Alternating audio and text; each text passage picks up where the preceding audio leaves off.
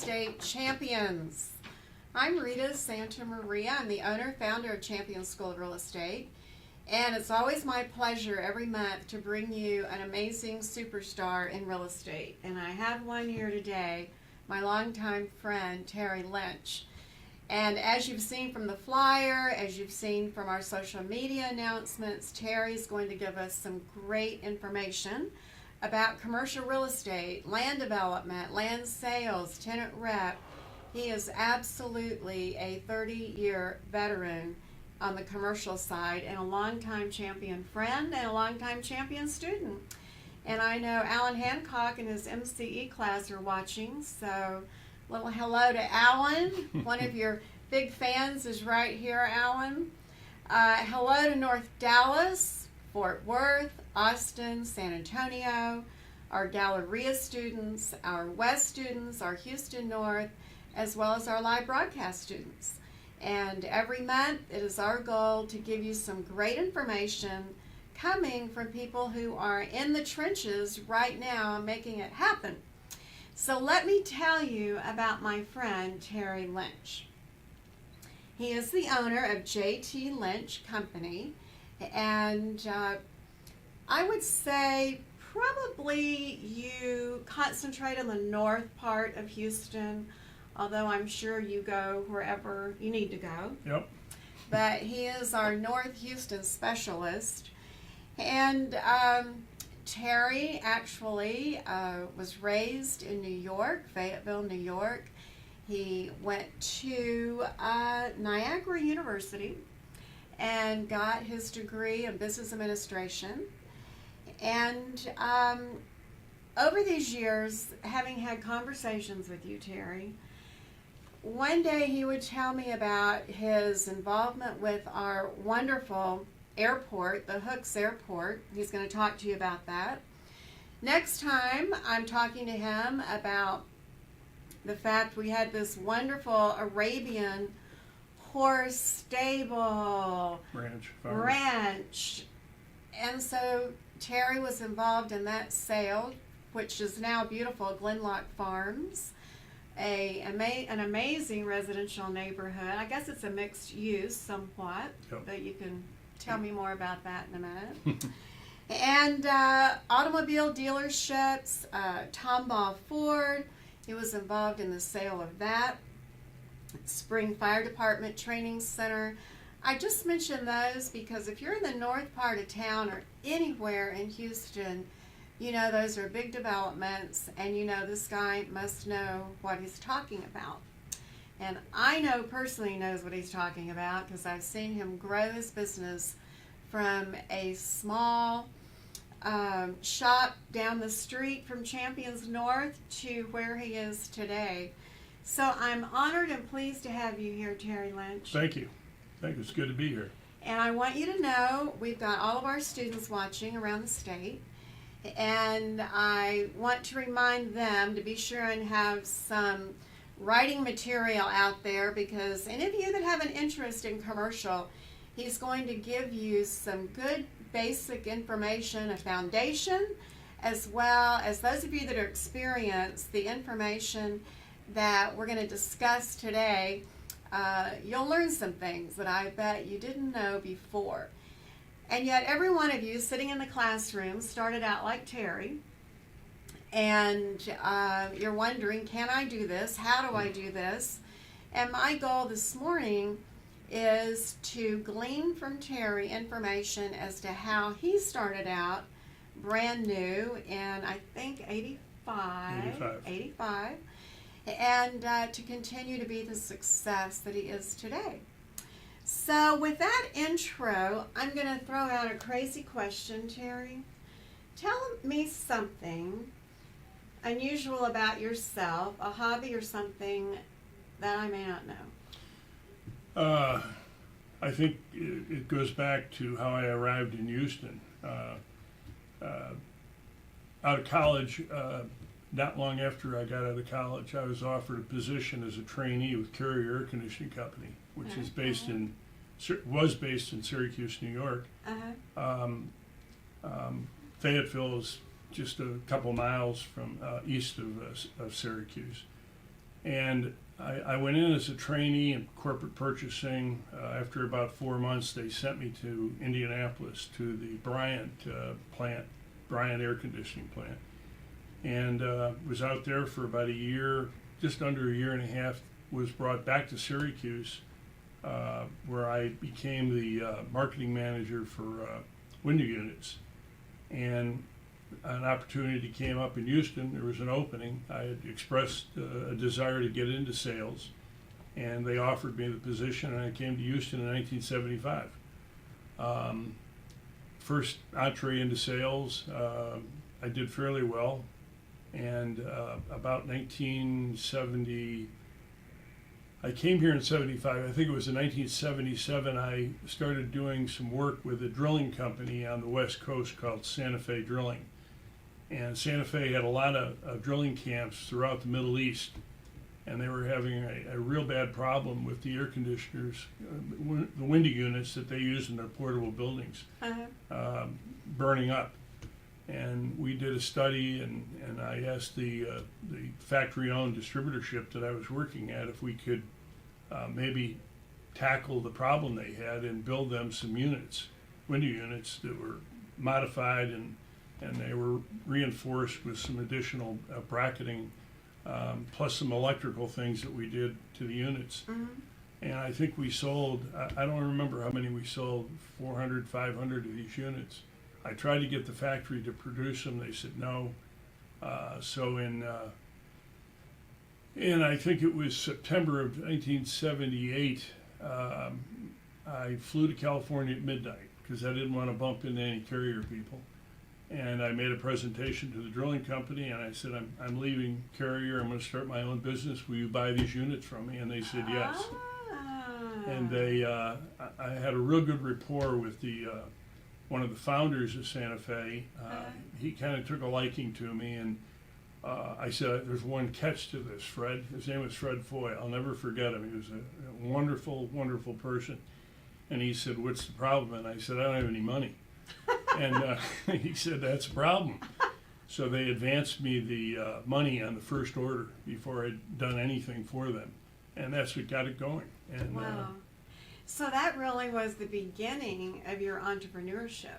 Yeah, I always wanted to have my own business. It was something that was deep inside of me.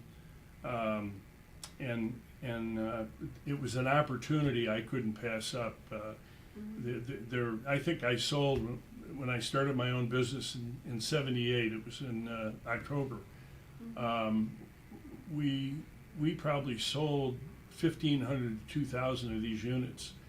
Plus we got into the geophysical business with their trucks. We had a special unit that a friend of mine who was an engineer, we developed for them. And but then in 1984, the oil industry collapsed. Houston collapsed. The banking, savings and loans and banks collapsed. And that's when I started Champion School of Real Estate. That's when you started Champion School of Real Estate. Smart. And in '85, I decided that I grew up in the real estate business. My dad was brilliant in commercial real estate in Syracuse.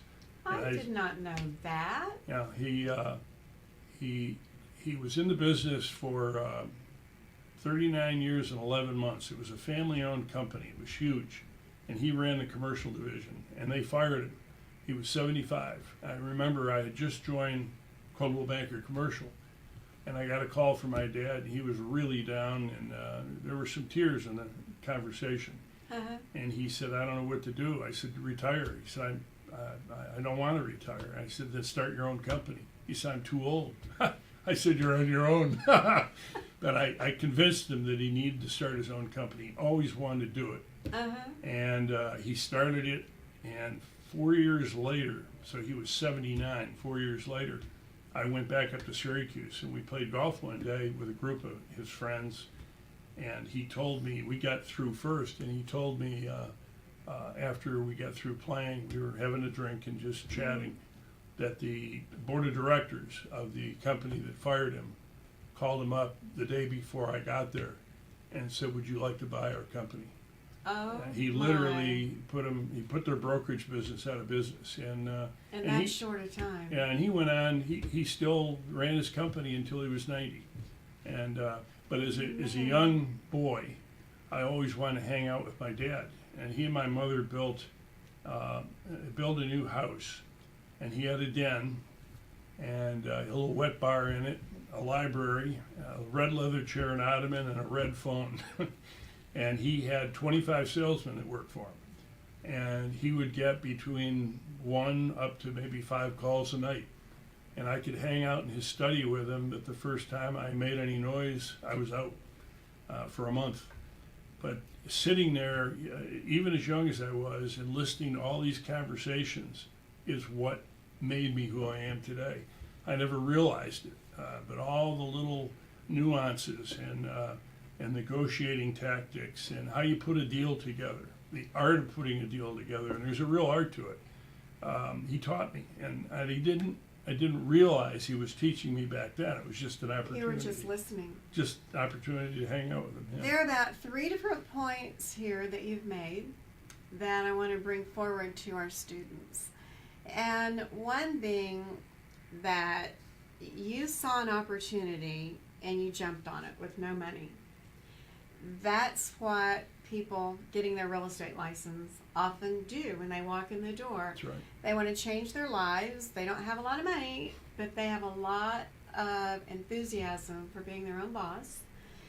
I love the fact that your dad was a mentor to you, and everybody needs someone that sort of helps them, maybe holds them accountable. You obviously did it by just listening to what your dad had to say. How old were you? When I first started listening to Listening him, to your 8 or dad, 9. 8 or 9. Yeah. And then the other is you can take this real estate license straight out to 90 years old. And you can be a business owner as long as you want. And so the rest being, then you moved to Houston and you decided to go into real estate. And I know you're with Caldwell Banker, and then you went out on your own after that.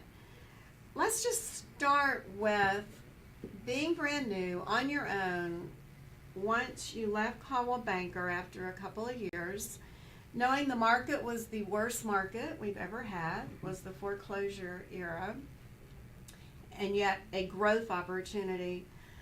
What was a day in the life of Terry like as a new person, new entrepreneur in real estate? What would you do to get business? It was panic. It was panic. That's very normal. Well, Yeah. the market was incredibly depressed, incredible. Yes. And it was very hard. I mean, you could make call after call after call, cold calling, knocking on doors, which I still think today, with all the electronic opportunities we have to do marketing, you cannot beat knocking on a door and visiting with somebody, whether they throw you out or they invite you in or say, come back the next time. You're still trying. Yeah, I think that's very important. It's hard to. But wait just a minute. But you said knocking on doors, and yet you were in commercial. So for our new people listening, what do you literally mean as a commercial agent knocking on doors? Who are you actually contacting? When I joined Coldwell Banker in '85, they had 4 or 5 different, you had your office broker, you had industrial broker, you had a land broker, you had investment broker, and you had industrial. Okay. And they said, we'd like you to tackle industrial. At the time, our office was up in Greens Point. Mm-hmm. And the industrial market up there was very thin. So there wasn't a lot of opportunities. And what you ended up doing is calling in the market of the gallery offices because you're closer into the core. Mm-hmm. And it was hard. I mean, it was hard until we started coming out of it, I think in 91. We finally bottomed out.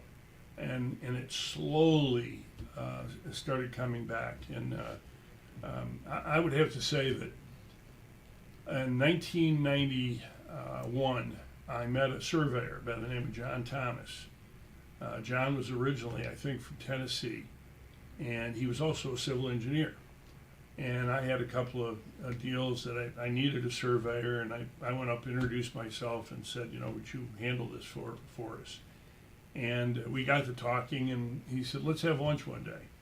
And so we had lunch, and I said to him, I'd sure appreciate it if you'd teach me some things. And he was wonderful with his time, and he kind of took me under his wing. I had another gentleman that I met not long after I met John, who was a friend of John's, by the name of Tom Langford. And Tom Langford is a civil engineer. His father was the chief engineer at flood control for about 22, 23 years. So and then he became a director. So Tom and his brother both cut their teeth in a similar fashion with me, with my dad, in real estate.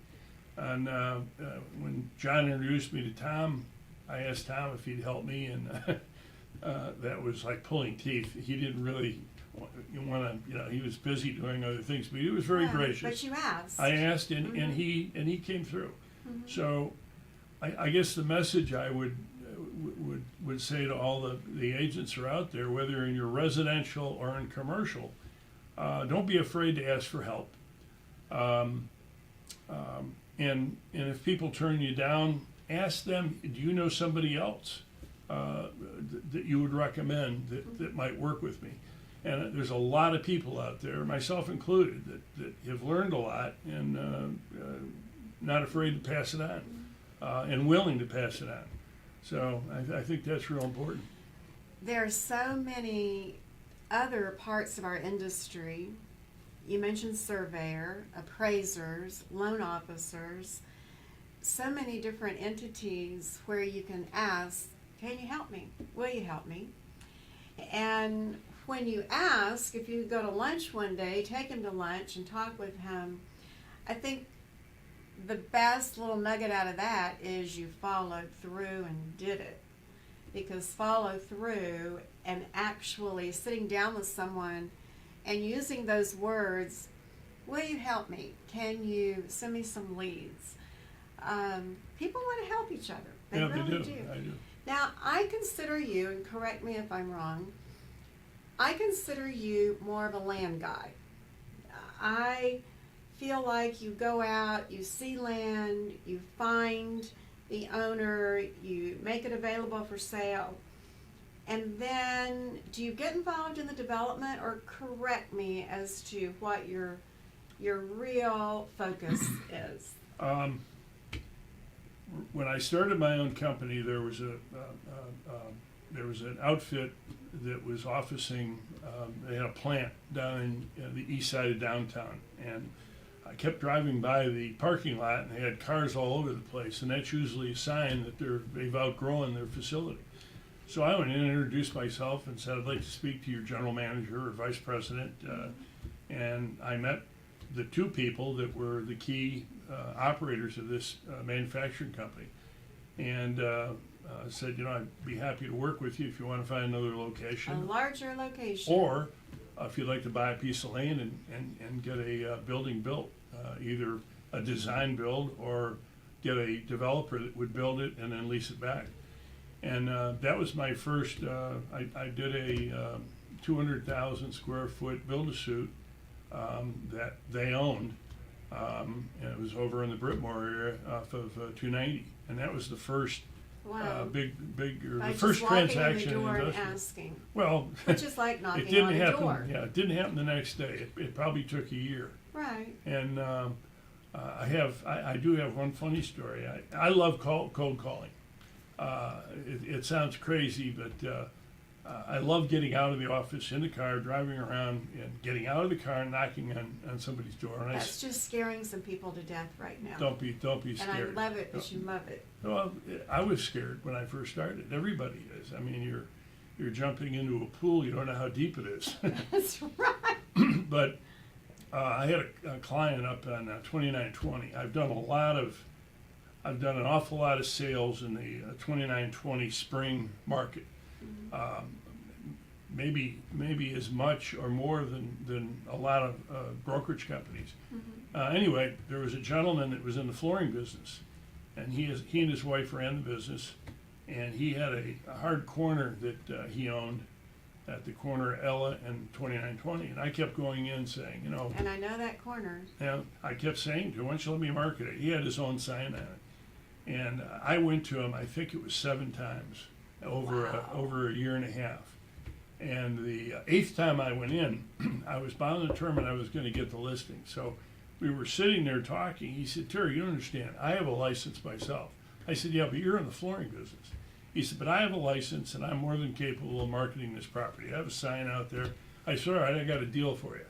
Tomorrow morning, give me one of the houses that you're going to put a new floor in. I'll do it for you. And he looked at me, and he says, you don't know a doggone thing about flooring. And I said, and you really don't know as much as you think you know about real estate. I love it. And I got that you just listing. drew the picture for him. Yeah, I got that listing, and then I was involved with him in 4 or 5 other sales. So it's just, my dad used to call it a polite persuasion. Did you say polite persuasion? Polite persuasion. And say, I'll be back, and have fun with it. I mean, you get, I've often said that one of the tools I use meeting people on a cold basis, if you can get that person to smile, either a little bit of humor or a joke or something, you've won the first battle. And from that point on, the ice starts breaking off of them, and they start opening up a little. And I think once you've done that, the most important thing in real estate, the most important thing in any kind of sales, is to be a great listener. And a great listener looks at the person that is talking to them. They're focused on what they're saying, and whoever is talking, they appreciate it. They appreciate the respect that they're being given to get their point across. So I think not being afraid to jump in the pool. And once you're in it, you'll do well. Yeah, you'll start getting confidence. And so I hope you wrote those down. He loves to cold call. Get a smile from someone. Be a good listener, good eye contact, and just keep going after it. Now you threw a statement in there. It's a commercial statement. And for our new people, I want you to describe what it means. You said you did a build to suit. What is a build to suit for brand new people? A company will express to you that we'll work with you, get it signed so that you have an exclusive with them. You always want to get it in writing in real estate. Without that, you put yourself at risk at not getting paid. But get an agreement signed, and then you go out and interview some developers or some builders, and you kind of set the table for the client that's looking for a build-a-suit.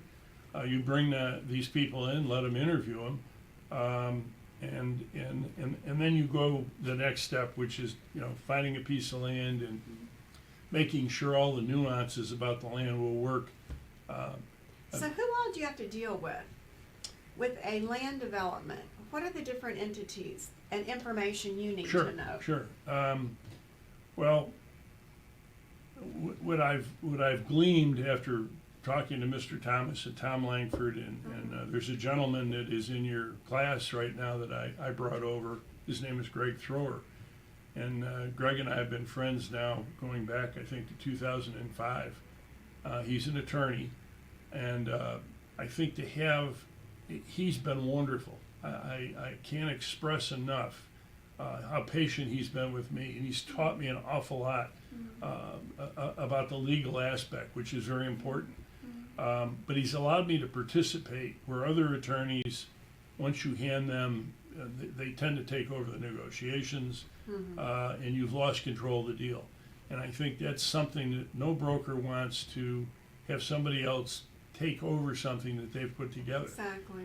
Because there's certain points that you have expressed to the buyer or the seller that you want to make sure are in the contract.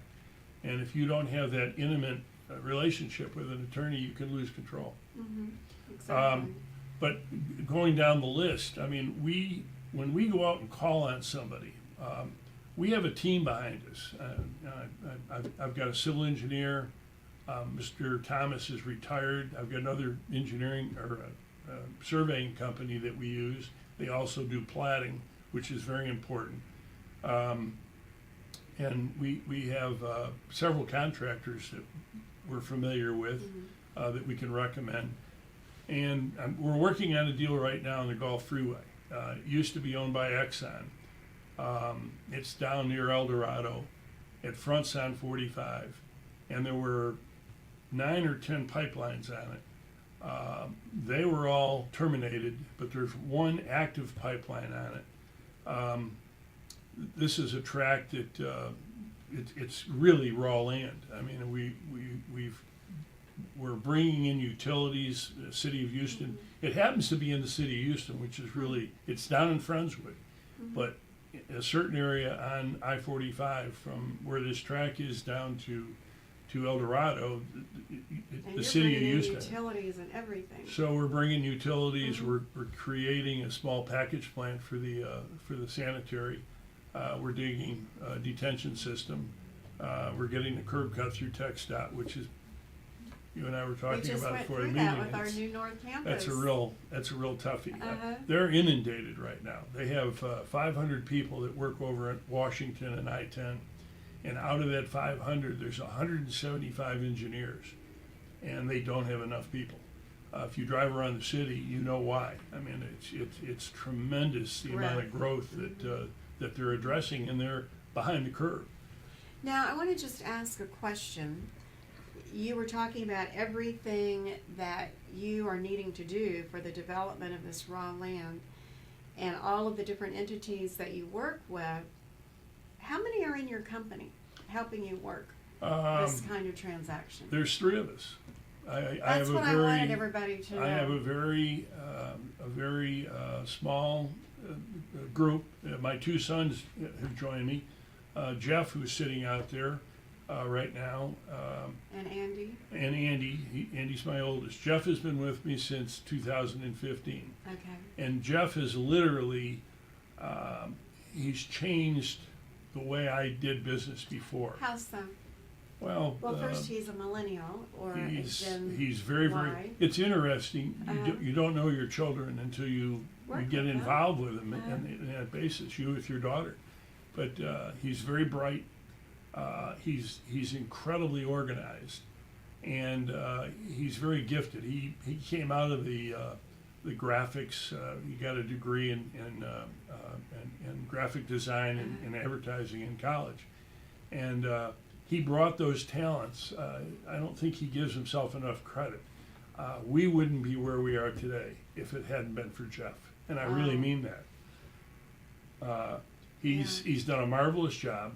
My oldest son Andy joined us in November. Andy came out of television. He was in charge of the racing component of TV graphics. And then recently, in the last few years, he does they call it the bug on TV with the box with the score and what have you. And he did those live. He'd fly all over the country. And he said to me one day, I'm tired of flying all over the country. Is there a chance that I can come in? I said, sure. So he joined us last November. And he went to the Champion School of Real Estate. I know he did. I have a couple of thank yous here. Certainly your 2 sons, your attorney that just came into the school. We could not be who we are and the growth that we have without people like Terry Lynch. And I always love to walk in the classroom, and you've seen me do it. Thank you for being here. Because I know without your business, I don't have one. And the point that you made about your son coming in, when he came in, and it was great, I got to visit with him a little bit this morning. When he came into your business, did he add more technology, more software, social media, or was it more other nuts and bolts? Because you are an exceptional planner. I mean, I know right now, those that are watching, they're thinking, Terry remembers people's names, he remembers the year that he worked with them. Your recall is incredible. You're giving me too much credit. No, it's the truth. But specifically, what were some of the things that Andy brought in? Well, first of all, Jeff came in. I think the Now, do I have him mixed up? No, Jeff's the youngest. first. He's the Okay. first one to come in. Jeff. He brought me up to where we were in a competitive par with the bigger brokerage companies. I came out of what now is CBRE. When I first started, it was Coldwell Banker Commercial. Right. And so there's if you go to our website, I'll throw an ad out, just Sure, www.jtlynchco.com. And a combination of Jeff and Andy created the website. The website's kind of interesting. Andy has a twist to it that once you look at the front page for a couple seconds, it'll come to you. We've got moving traffic. And it's kind of a little, added Good. touch. Go to that website and look at it. But Andy's very smart as well. I have put together some partnerships, and I did one. I think it was around 5 years ago, and all my kids got in it. My daughter Megan, she's married to a FedEx pilot. They put some money in it, and my two sons put some money in it, and we did very, very well. And it was through that process both of them learned, all the different aspects that you go through. It. Too many people think we're all in. They don't realize the amount of research you have to do. And I think in real estate, the one thing I can say to all your students, in real estate, the information that you gather is yours. Do not give it out to anybody. Protect it, covet it, because you just don't give information away for free. That's how you put deals together. A lot of people have said to me, why don't you put all these sales that you've done and call them into the Houston Chronicle? I don't want anybody knowing what I do. What you're doing. Because the bigger brokerage companies find out about it and they'll swoop in and start taking over a market that you're in. So I prefer to fly under the radar. Well, I know you are the king of research, and I know that Terry does so much research on properties that sometimes you may know even more than the owner of the property knows about their own property. But not too long ago, you and I had a conversation. You were at the school, and you were telling me, and I hope I have this story fairly correct because it impressed the heck out of me, and I didn't even tell you that. I said, how was your weekend? And he said, well, how was your weekend? What were you doing? What did you do this weekend? And I told him.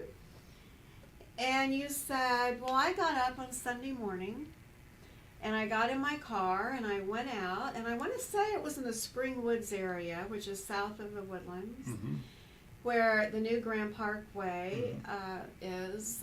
And Terry was out driving around in his car doing research on Sunday morning. Early Sunday morning. Early? Like how early Sunday morning? 6 o'clock. 6 o'clock. So... I stumbled across the new Exxon campus site. Okay. So what was your purpose? I mean, again, we've got people that are listening that are trying to get a feel for what you do.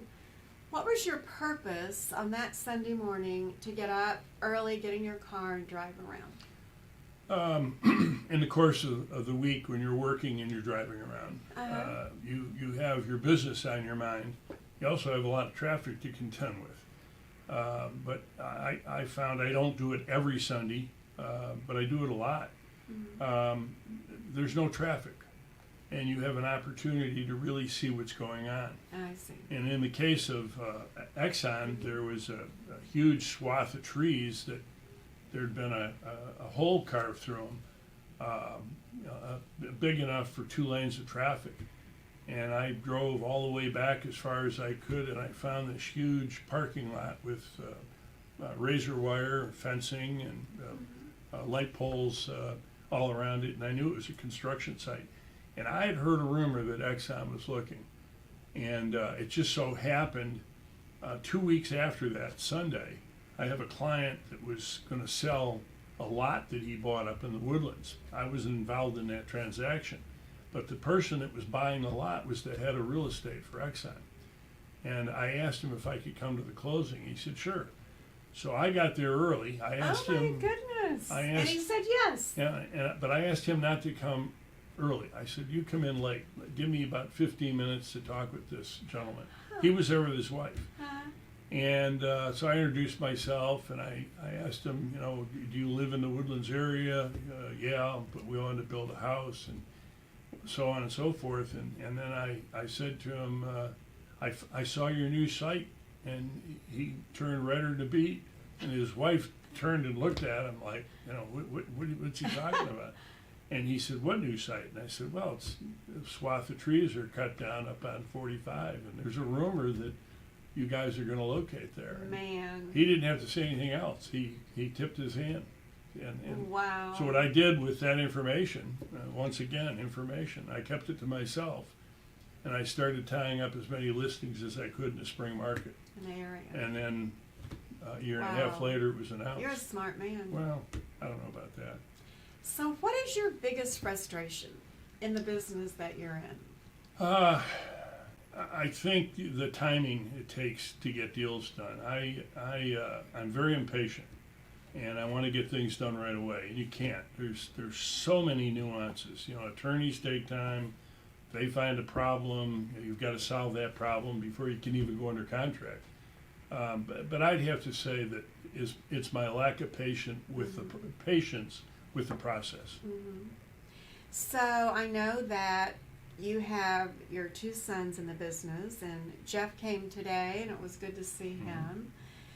What's it like? There's so many people that in real estate do bring their family into the business. You made a comment that I've made so many times. I definitely made it August the 10th when I announced that Kimberly, my daughter, who's been with me 21 years, is now in charge of day-to-day operations. I'm not retiring. As I love to tell everyone, it just allows me to do other things. And over these 21 years, she knows exactly how to carry on our day-to-day business. And yet there's that relationship that is sometimes interesting. How do you, with your family members, work business and then work dad, and dad is grandpa? How does that work for you and your sons? There was a learning process for both me and Jeff when we first started. It's hard. It's hard for your son to come in and work under their dad or for their dad, and it took me some time to realize how talented he was, and that maybe I was doing him a disservice in certain ways. Mm-hmm. And especially with Andy, he and I just had a conversation a couple of weeks ago. You know, that he wants to start getting into the cold calling. He and Jeff, and I think that there's an element of respect that you extend to your children. Both of my sons have earned that, and I have to be, you know, reconciled with that, and treat them not as sons but as business people. As business people. And I just again I can't if I think in my plan, which we didn't get into in the beginning, when I brought Jeff in, I told him that he would be on every single phone call I made, at every single meeting, and for 2 years that's all he did. I mean, we went everywhere together. I had the Bluetooth in the car, and I had a speakerphone in the office, and they learned. Jeff's learning curve was compressed down to maybe a 2-year deal, where it took me 7 or 8 years, because I didn't have that person that was there mentor that was teaching me. Yeah, I was having to teach myself, and it was very, very hard. And you're telling that story absolutely is exactly how you learned from your dad. You knew it worked. Yes. And so Jeff comes in and you're like, just listen to me. Listen Very to good, how I very good handle the observation. conversation. That's true, yeah. Listen to me. So what, if you don't mind sharing, what transaction are you most proud of? Which one really may have been more difficult and came together, or just may have been just a slam dunk, or maybe there are two of them? We recently completed a sale for the Spring ESD Emergency Service and Fire Department. It's a 51-acre tract up in the Spring Market that they're going to build a world-class training facility on. And when we went to the board to make our presentation on representing them on this acquisition, one of the board members said, well, it's just a piece of land. We're not going to have, it'll take only a month or two to put this deal together. Oh, And wow. it went over a year. And the things that we dug up that had to be addressed, and Greg, who's sitting with Jeff now, he was very instrumental in helping us through the landmine that you might say that we experienced on that track. No piece of land is without problems. And that's just part of what you're doing. Real estate. Somebody asked me recently, how would you describe real estate? And I said to him, real estate is like a train. You have the engine and you have the caboose, and the engine is what takes it on. That's growth. The behind the engine, 75 to 85% or 80% of behind the engine is residential. Residential drives everything else. It drives office buildings. It drives industrial distribution. You have apartment complexes. You can go on and on and on. So, but the key component for the rail system are the tracks, which is land. You can't do a thing without the land. So, anybody that they're welcome to contact me. My information is on our website. Everybody needs to know there's a learning curve, and I didn't learn all this in a year or two. I mean, there's been multiple deals. No deal is the same. So I would say that the Spring Fire Department track is probably the one that I'm the most proud of, because we literally brought in all the entities that we needed: surveying, engineering, legal, and environmental, and it was a success.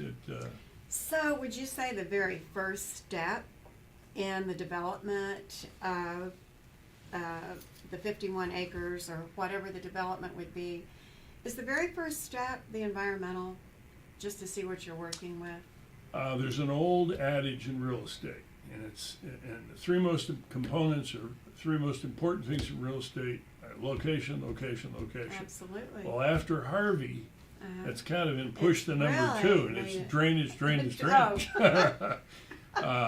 The flood control is taking an event that was a 1% event, and they've, in a lot of cases now, have doubled the detention requirement. And it's going to have a big impact. I think that we're going to see the Harris County Appraisal District and flood control are going to bump heads.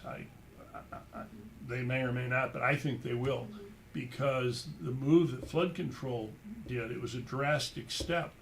And what they've done is some of the land that the Harris County Appraisal District was taxing on is now going to be held in detention. Now, you can't have the same valuation on a detention pond as you do on the commercial usage. We had to build our pond first for our location, and I love to tell the story how I asked Dowdell if HOA, if I would be able to put like a fountain in the middle to make it look attractive. And they said, Miss Santa Maria, if there's a fountain in the middle, you're flooding. Our goal is no water in that pond, but we have those detention ponds all over the place. So for someone starting out, they look at, wow, you sold Hooks Airport to another entity, and the Tomball Ford and Glenlock Farms. Were those buyers, sellers, just word of mouth people that you had gotten in touch with over the years that knew Terry Lynch, that knew how very honest you are, how experienced you are? How did you find the entities, buyer or seller? Was it over time, cold calling, combination? How did those things come together? A lot of transactions that I've done, there's been an opposing or opposite Another broker representing either the buyer or the seller. In the case of Hooks, when I was at Coldwell Banker Commercial, which is now CBRE, Right. one of the guys that I got to know knew Charlie Hooks. And for people in the audience that don't know where Hooks is, it's the eastern part of Tomball, at the corner of Steuben Airline and 2920. It's the largest privately owned airport in the United States with an FAA tower. I didn't realize that. I just knew it was very busy. Yeah, and what happened in '86, there were 9 tornadoes that hit Hooks Airport in an 8-hour period, and they destroyed 358 planes. And the loss of those planes was lost revenue because Mr. Hooks didn't have the planes to charge them the taxi fee and the fuel fee, etc. And he was put in a position where he had to sell it because of the real estate taxes. Wow. So one of the guys in the office knew him, and he said, let's go out and visit him. And we did, and he said, yeah, I've got to sell, and he said, I'll work with you guys. So we did a lot of research on it, and we uncovered that the way we sold it was that George W. Bush dedicated the FAA tower in 1978. And the rules, we did a lot of research within the FAA. When you're on an airport where there's an FAA tower, before you can start your engines up, you got to call the tower and get permission.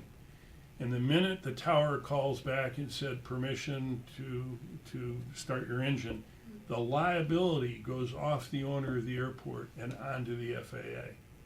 And that was the magic. That's how we sold the airport. It was during a tough period. How did you learn that? Research. We There's spent that word again. during the we were sitting in the office one night. It was in November of '86. Yeah, '86, early November, and we were exhausting all the people we could think of to call. So I said, let's call Donald Trump. And the other two guys that... I was going to ask your permission to tell this story. This is cold calling to the max. Cold calling. Okay, well, sorry to interrupt. No, my dad didn't know Trump, but he knew of him. And I had heard stories about him. And so anyways, we were sitting there, and I said, let's call Donald Trump up. And they said, you're nuts. It's in Houston, it was, I think, 7:30, so it would have been 8:30 in New York. And so I said, no, we'll just call information and get his home number. And these two other guys, they just said, oh, my God. So I called the information. I got his home number, called him up. He answered the phone. I said, Mr. Trump, this is 3 brokers with Coldwell Banker in Houston. Do you have a couple minutes? And he said, sure. What do you got? So we told him about the airport. We told him about the loss of revenue from the planes, blah, blah, blah. And we said that the owner will finance the purchase. And he said, very interesting. I think we were on the phone with him for about 20, 25 minutes. And he said, if you still have the listing in 2 years, I'll buy. But Houston's got 2 more years to get out of the doldrums. And he was right. It was actually 3 years. Man. So it was an interesting call, and for sure. Something I'll never forget. Yeah. And something I'll never forget now. talking about cold calling. So on commercial transactions, what type of financing do you generally see the buyers getting? Commercials, in that respect, financing, in that respect, it's different than residential. I rarely get involved with my clients in financing. It's their banking relationship. There's some very sophisticated buyers that have, they may get a line of credit off of something to make a purchase. Many equity. Yeah, companies equity, owner financing. I mean, that's a tool, and I think people will do that if there's a short window on the term of the financing. They don't want to get into 7 or 10 years, but 3 to 5 years, I think, is a possibility. And do you see many 1031 exchanges? Yeah, I've done a few of those. Are they mainly on smaller size properties? Well, we've got a client that we sold a tract for earlier in the year, and it was a significant sale, and 8-figure sale, and they are talking about possibly doing an exchange. And we've got a couple clients that we've done some smaller tax or 1031 exchanges with. But there's an art in that. I mean, there are people in Houston called exchangers. When you close a transaction that the seller is going to do a 1031, he can never touch the funds. The funds, it has to close, and it's sent to the exchanger's account to comply with the IRS rules. And once you identify the tract, you have so much time to identify, I think it's 6 tracts, and then you have so much time after that to close on one of them. And the exchanger wires the money into the title company on the closing date, and that's There it is. There it is. So what would be just two pieces of information for this brand new person? They get their license, they want to be a Terry Lynch, they want to go into commercial. What are 2 things they can do right away to get started? I would have to guess that a high percentage of your students are leaning towards residential. The majority. Yeah, and I think that you can get wonderful training from a lot of the residential companies. I mean, it's no different than what we talked about earlier. To go into the manager, the office manager that you're going to be in, and ask for some help and some guidance. Try and warm up to the top broker. And when I was a Coldwell Banker, after I got my license and I came in, I trained under another broker. It was supposed to be for a year, but I asked for 6 months. I should have done the year. You're in a hurry. And but I would advise students to do some research on the different brokers or agents in that office, and try and get with one of the top 3 agents on a. You become their gopher. Maybe they throw you a small percentage of the commission. You do everything for them. Or a lease or something. Or a lease. But you do the contracts, you do the house showing and the inspection and all that aspect for that agent, and you'll learn a lot. You want to get something so you have something to live on. But if you show the initiative, they're going to give it some thought. So I would start with the top 3 agents, and I'm willing to bet that one of the top 3 will say, sure, let's talk about it. They will. It's amazing how much they're willing to share. Just like today, everything that you were willing to share, and just amazing information. And your experience in real estate is incredible. So with all your experience over these years in training your sons and the way you've grown your business, and you've just done so well, looking back, is there anything today that you might have changed as a new agent, or anything that you've learned today that you wish you had known back at the beginning? It was very difficult for me starting out in '85 because of the economy. I mean, Exactly. it was horrific. I mean, 150,000 white collar people out of work. All the U-Hauls leaving the state. All the U-Hauls leaving the state. Now, in closing, what I would advise the students, you have to have a lot of passion for what you're doing. And if you don't have that waking up in the morning and you can't wait to attack that day, then you're in the wrong business.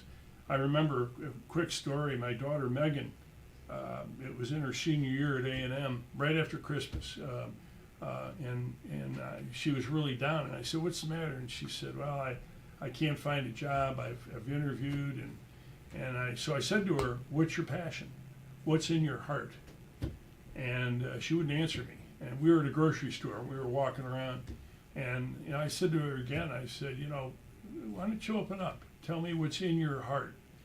And so she finally said, "You'll laugh at me." And I said, "I'll never laugh at what's in your heart, because that's your passion." So, And she said, I want to be a mom." Oh, I said, okay. "You need a boyfriend first." And I said, "But I'm going to tell you something. This was in December." And I said, "In February," I don't know where this came from, but I said, "In February, you're going to meet your husband." And she did. Oh my goodness. And he was a graduate at A&M. He was in the Air Force. You just and plucked that out of the air. don't Here's know where your it goal, came from. February. But they've made me a grandfather 4 times. So it was special. But It's a very worthy passion. Yeah, passion is and the second thing I would say to the students is integrity. The day you lose your integrity, it cannot be reclaimed, no matter what you do. That's a stain that you'll have the rest of your life. So cherish it, take care of it, protect it, but don't ever lose it. Those are outstanding points. Very, very Thank good you. points. So, we've learned a lot, and I have learned even more. I had no idea that he carried cold calling all the way to Trump. Doesn't surprise me. And I know that our wonderful customers, our students, appreciate so much your sharing with them today. And go to his website. And again, Terry, the website is www.jtlynchco.com. Okay. I wouldn't have put the co in there, so glad you told me that. We have so many courses for you at Champion School of Real Estate, and negotiation courses, buyer rep courses, all the different designation courses you would love and want. We do have commercial MCE, it's 10 hours, and our commercial agents love that, and I know Terry is involved in that. Maybe one day we'll get you as a teacher in commercial. That would be awesome. And I have for new people 30 Days to Success, and it tells you right now what you can be doing to start your career in real estate. In fact, right now you can do the first 4 chapters, the first 4 days, so when you get your license, you're good to go. Terry doesn't know this yet, but he's going to be in volume 3 of our book.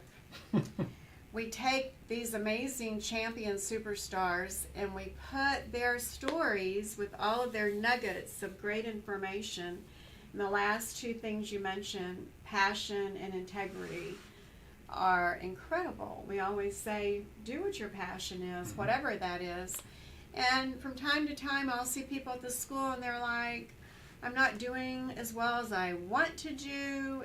What can I do? And one of the first things that I will say to them is, well, do you like real estate? Are you enjoying what you're doing?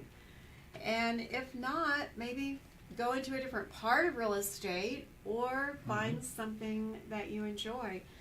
But every one of our chapters in our different successful tendencies of real estate champions, we take like the Terry Lynch story and we put it into a chapter and we pull out your nuggets of great information And our new students get to read and hear about how you got started in real estate. And so we have our volume 1. It's just $15 at all of our campuses. You can buy it online.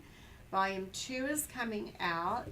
Mattress Mac is in volume 2. He's one of our big promoters. I used to call on him. You did? Yeah. That doesn't surprise me. At 1 o'clock in the morning. Why 1 o'clock in the morning? That's the only time he'd see me. Oh my goodness, that is Then interesting. it became 2 o'clock and then 3 o'clock in the morning. Yeah. But where did you meet?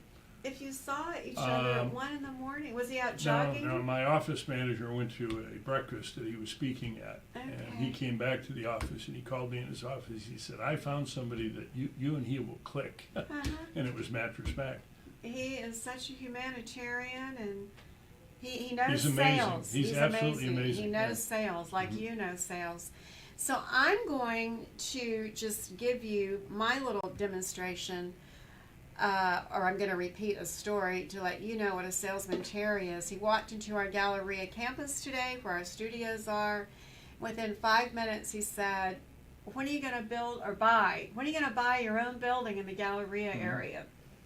And I just thought, you never stop selling. And I love it. It's a part of who you are when you are in sales. It's just, and you're never intimidated. You try not to have fear, but you always have to remind people that you're in sales. My parting comment to all your students, I use humor, laughter, a smile to break the ice. And I think no matter where you are, whether it's at the grocery store or at a kid's ball game or church or wherever, always say hi to somebody. Smile, carry on a communication with them, because it's called prospecting and networking. It is. Yeah. Again, hope you wrote that down, because new people are always wondering, how do I find people? And Terry just told you again, be yourself. You don't even have to bring up real estate, but just talk. Talk, smile, have a conversation. So my conversation is, thank you, Terry Lynch, and thank you for all the business you've given to us at Champion School of Real Estate. I'm so proud of your success. And thank you, our wonderful customers watching today, for your business. Thank you, instructors, for doing such an incredible job teaching our students. So, from our studios, our live broadcast studios in the Galleria area in Houston, have a great day. And don't forget, we have every class you would ever want to take at Champion School of Real Estate.